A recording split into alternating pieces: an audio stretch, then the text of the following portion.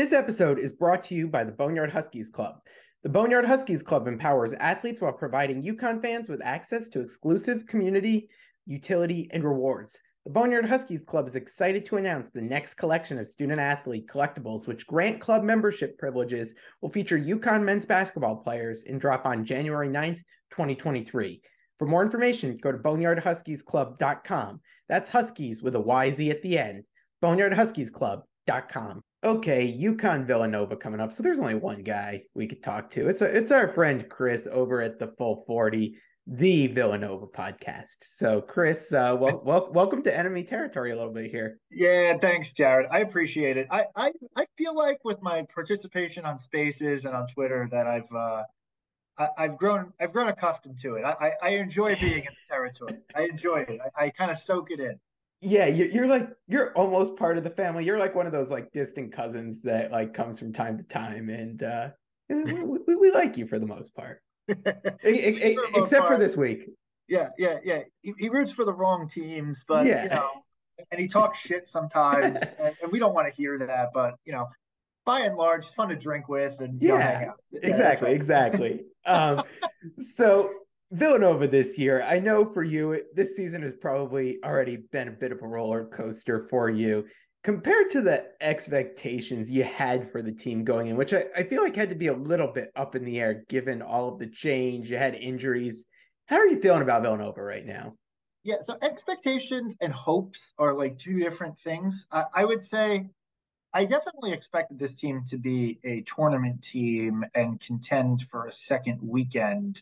Like that is kind of been my baseline expectation for Villanova, candidly, for the last 15 plus years. Yeah. And I didn't think this year should be terribly different because of how much of the program Kyle Neptune inherited from Jay. Yeah. Right? Like Moore's injury aside, and we always knew that was going to be a situation. Whitmore's injury was kind of like a 11th hour thing, but like kind of late in the game. Right. So like expectations were already kind of baked, if I will, if you will. Like by the time we found out that Whitmore got hurt and was going to be hurt for whatever, and yet there was still like an inkling in my head and in the head of Nova Nation of like yeah, but there's a lot coming back from last year's team. I would say, though, that hopes-wise, so I want to differentiate between expectation and hopes for me. This is just me, and I'm speaking on behalf of myself and not on behalf of anybody else in terms of hopes. I looked at this team. I saw a lottery pick in Cam Whitmore. I saw a return of Justin Moore at some point in time in like January. I saw a lot of team coming back. I saw, okay, these guys are gonna progress. Candidly, Jay Wright hasn't been around for like the last like several summers that he's been the head coach because he's been coaching the Olympics. He's been everywhere. So like he kind of disconnects during the summer anyway. So like Kyle Neptune kept saying, like, this feels like very normal this summer. And I was just thinking to myself, okay, we're gonna see guys lift up their game. We got a great talented freshman class. And yeah, obviously you lose Gillespie, All-American, you lose Jermaine Samuels, who was like the ultimate glue guy like in Villanova history. Like you kind of like you still take all those things and you're like, wow, this team's going to develop very fast. And this is the type of team that could be anywhere from like hopes wise again, 3 to a 7 type seed that is going to be the team nobody wants to see come March and could make a kind of like surprise run to the Elite Eight or Final Four. That is kind of like my like hopes, so to speak, not expectations, just hopes in terms of going into the season. Like, okay, a number of things happen right, and all of a sudden, like, wow, you could be in a situation where, candidly, I kind of compared the Neptune situation a little bit to the Kevin Ollie situation when he won the title. And you have a lot of the Calhoun players there, you know, that carryover. Yep. And Hubert Davis last year at North Carolina. And I said, well, there's carryover. There's some great talent. Like, they gel at the right time. And all of a sudden it starts hitting and like you could make a big run. I knew that was kind of like a little bit of a pipe dream, but like I thought that it could all kind of gel. Yeah. The expectations wise, this has gone below my expectations to date. That being said, having reset my expectations after the PK85, I'm now kind of like really like enjoying the day to day of this team. Whereas the last 5, 7 years of the J era, the team was so good that it almost became like, what's March looking like, right? Yeah. And like, not to say you enjoy the games, like I did, I watch everything, but like, you kind of like didn't hinge on everything as much. Like, you didn't feel like every game was like season defining. It felt Right. like, Yeah. yeah, it felt like the definition of the season was going to be at the end of the year. Yeah, and you win it, you beat a ranked team in the in January, and it's what's expected. So I get where you're coming from there. Yeah. When this Villanova team has struggled this year, what's been the biggest thing that's caused them to have some trouble? Yeah. So they have some quality depth, but the depth is not fully developed, is the best way I'd put that. Point guard play early.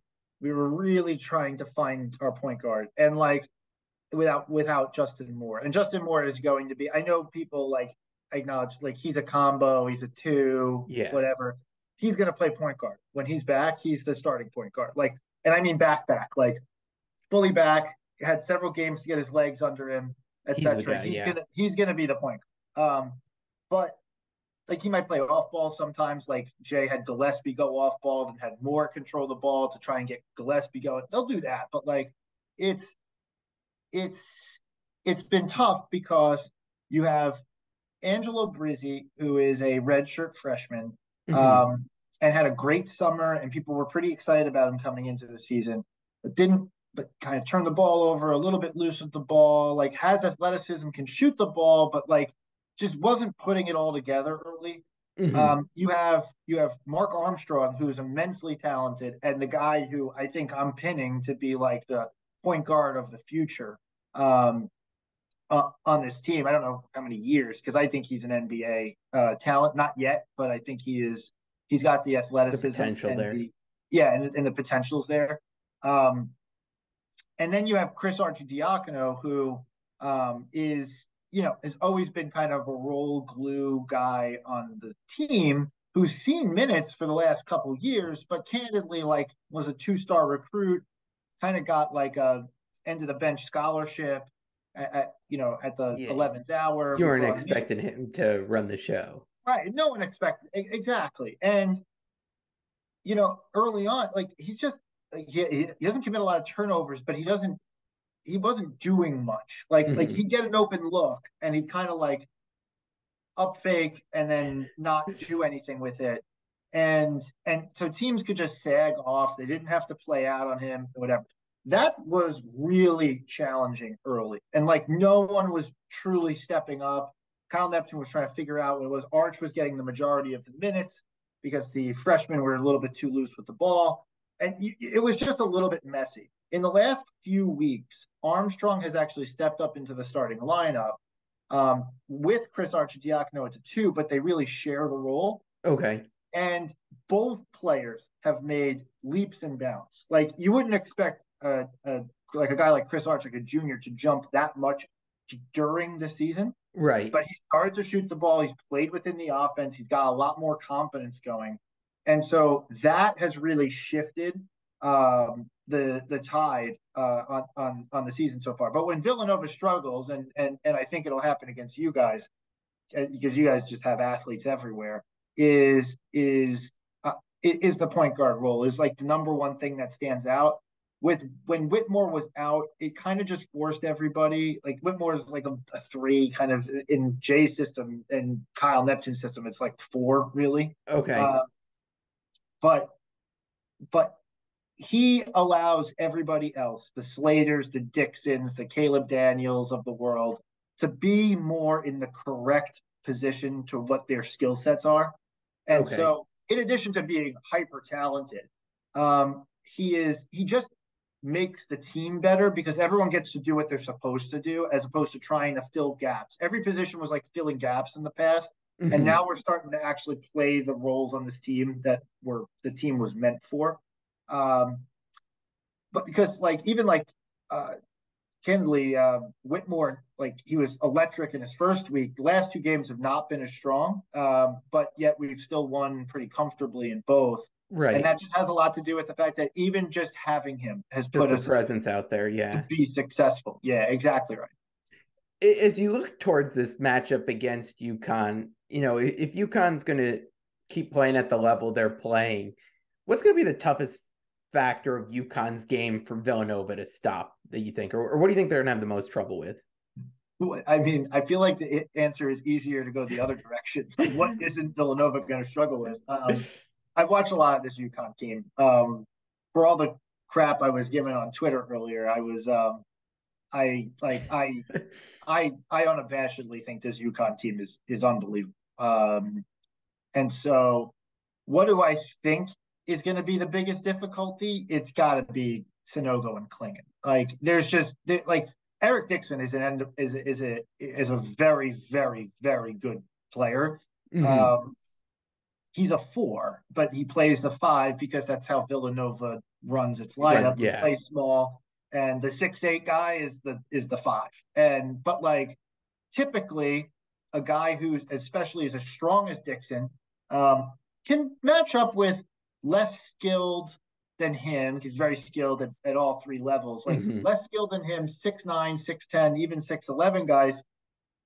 He can kind of use his body, use his skill sets and talents, and a pretty good nose for the basketball to hold his own. The problem is you guys have Adama Sanogo, who is the preseason Big East Player of the Year and is living up to it so far. And then he goes out last season, compare to last season at the Wells Fargo Center. We played you guys. Dixon got Sanogo in foul trouble. There was no real backup to Sanogo. No, they were screwed. And you guys were kind of screwed in that situation.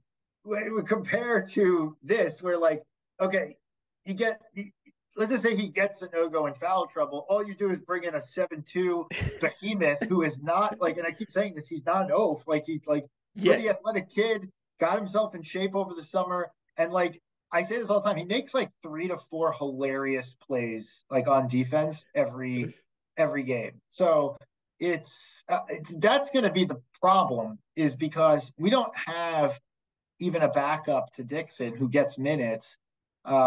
That's going to be able to handle that. Nana Njoku is actually taller than Dixon, but he hasn't played much this season. And it's kind of a criticism that we've had on our podcast, is that he's now been in the program 2 years and can't seem to find the floor. Minutes. Yeah. Yeah.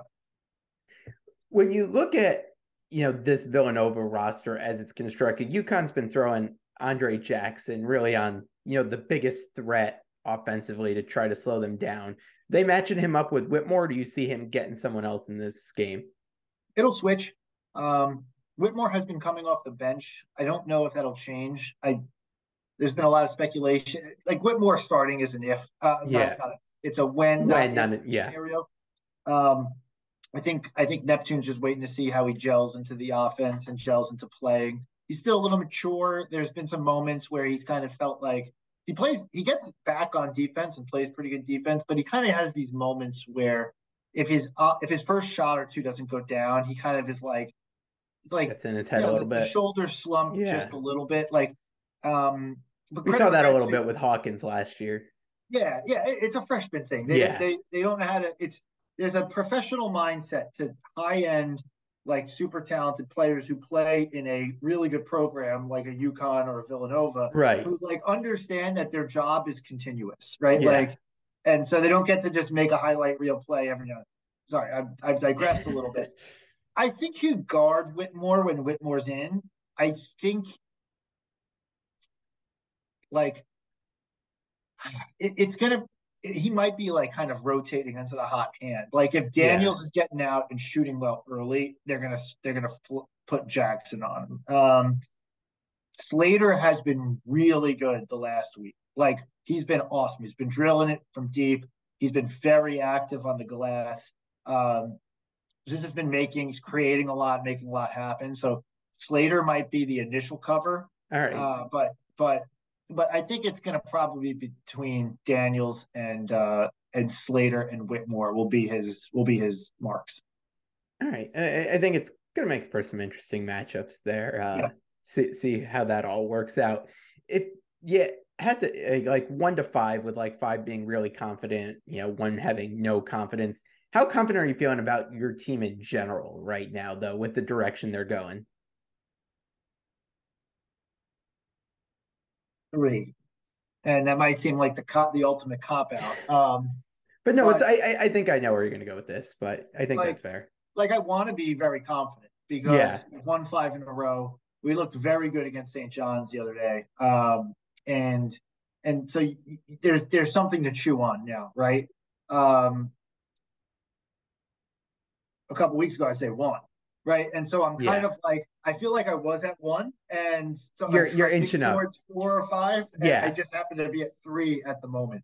I had been saying that in order for this team to be able to get into position to be able to make a run to the NCAA tournament, we needed to get to 7-7 at the minimum, or 8-6, um, you know, by New Year's. And we're at 7-5 now, so we need to win the UConn game, which I don't think we will, and the Marquette game. We play Marquette at home on New Year's Eve, and that'll be an interesting one.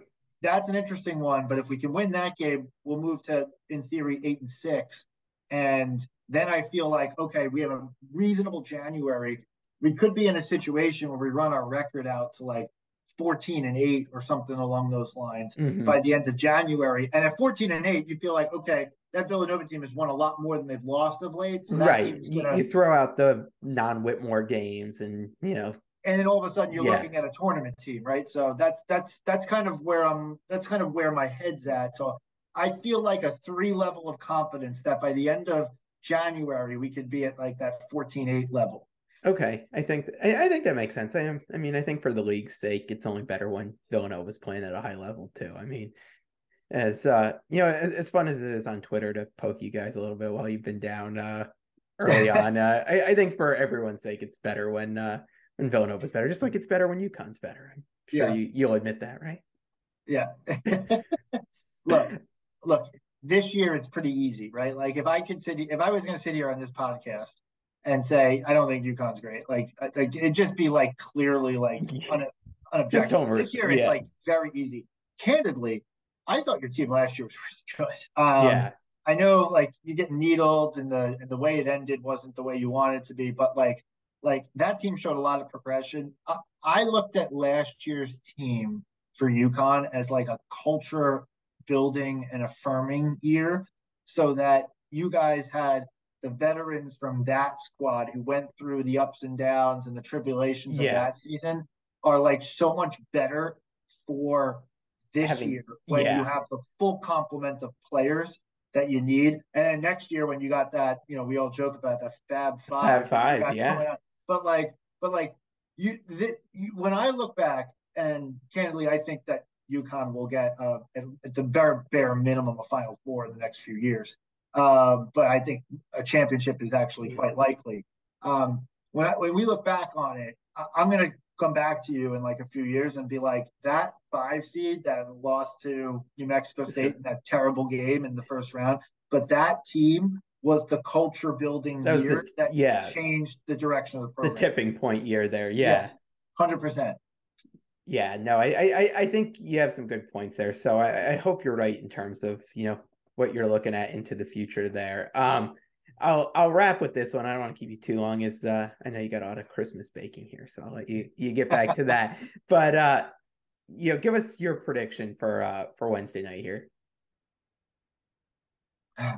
So this And is let something me that yeah, so like what do I think is going to happen? Look, it would be really hard for me to predict anything but like a 15 plus point UConn win, right? Like just yeah, being honest, like Villanova is not at the stage of the season where I think that we're really ready for where you guys are at and have been playing so far, right? Like that's kind of how I see this, right? Like yeah. there is a point in this season where I really want to see that matchup, and that is when we play you guys Play in you guys in March. Fargo Yeah. at the last game of the regular season, because according to my hopes that I was kind of conjuring up before, going back to that earlier Right. conversation.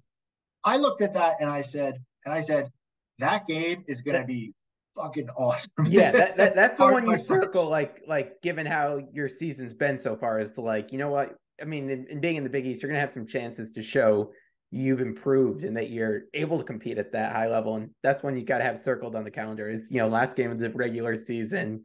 Yeah. Hopefully you put things together. You got Justin Moore back, you guys are clicking, and that's your chance to make your mark. That game looms large for me, right? Yeah. Like that's going to be a barometer for both teams. Yeah. But I think UConn might be in a position coming to that game where that game it's not going to not matter. It all matters because of seeding Yeah. and you want to make sure you get the East region and this, that, and the other thing. But like it might matter a little bit less to UConn than it will to Villanova at that moment. Like Right. Villanova will probably be in a position where that game will like really put the stamp on the season to determine if this team's a tournament team or not. Yeah. This team, this game coming up is it should just play out kind of how we expect it to play out. Like Villanova will hang on early. I think Villanova will bother UConn in a different way than Georgetown did. Yeah. Georgetown bothered UConn because that team can actually score the basketball. Yeah. They are hitting some crazy Fair shots too. amount Yeah. of length and athleticism on that Georgetown team. Villanova's got athletes. We don't deploy them to be super athletic right now yet. But the way that Villanova plays, the methodical, slow-paced game that is like predicated on not turning the ball over and making as few mistakes as possible, I think will bother UConn because the teams that they have played, they have those high athletic SEC teams where they look really good against Alabama and Florida and those guys, right? Like those are teams that want to run with UConn. They want to go back and forth. And so UConn was comfortable, like just beating the crap out of them, playing a game that other team wasn't suited to play you guys, right? Right. Villanova is going to be a little bit more methodical, maybe a la Butler, but a little bit better at every position. Manny Bates is really good, but like at every position than that Butler team. So I feel like it'll play a little bit like that, where you could be in a situation where this could be like a 4 or 5 point game into the second half. And then I see you guys going on a big run. One of those vaunted runs they've got. Yeah. Yeah. Because we'll go through stretches just like last year's team where we don't score the freaking basketball. And so I feel like that's gonna happen. And I keep saying this, UConn seems to go on runs with its defense. Yeah. It's been a good offensive team. It's not been like the most amazing offensive team. Like you guys have had moments where your offense is out of sorts. You can't put the ball through the hoop. Yeah. But like you'll go through that for like 10 possessions straight and the other team won't score. So it evens itself out. I call it a defensive run because it's just like, well, I mean, like it's not like UConn blowing anyone away on offense, but like the defense is so absurd that like you'll end up 10 points, you'll end up plus 10, and UConn would have only scored like 5 baskets in that time frame over the course of 5 minutes, but the game went from like a game to kind of over in that time. No, I think good points there. And for me, like it's still weird going on to Ken Palm and seeing it as like a game against Villanova as a 15-point margin. It's just weird to me still. And maybe I just have a little bit of PTSD from some of these matchups over the past few years when we've played you guys again. But I do think UConn, and I think you're kind of nailed it there. I could see this game easily being like a 5 to 6 point game, into the second half where, they're trading baskets going back and forth a little bit. And then UConn's able to put one of those runs together. Could I see this being the first game UConn doesn't win by double digits? Maybe. It'd be funny, man. I've been waiting to like, if that happens, I'm going to be ready for that. Let's just put it that way. I'm going to be ready for that. I swear, if they win by 9 here, I mean, giving you too much fodder there, you'll be able to go off. But no, I think it's going to be a good one. I'm always excited when we get UConn Villanova again. So really appreciate you coming on for a little bit and helping us get ready for this matchup. It should be a good one. Yeah, thanks for having me on, Jared. I appreciate it. Absolutely. You do a great job with the podcast. And, thanks. And I'm looking forward to drawing with you guys for the rest of this week. But Have a great rest of your Hanukkah holiday, Thank you. Yes, and, thank you. and enjoy your holiday season. Thank you. Thank you. Merry Christmas to you. Enjoy it. Keep up the baking. And we'll get ready for Wednesday night. All right. Thanks a lot, man. All right. Appreciate it. We'll see you.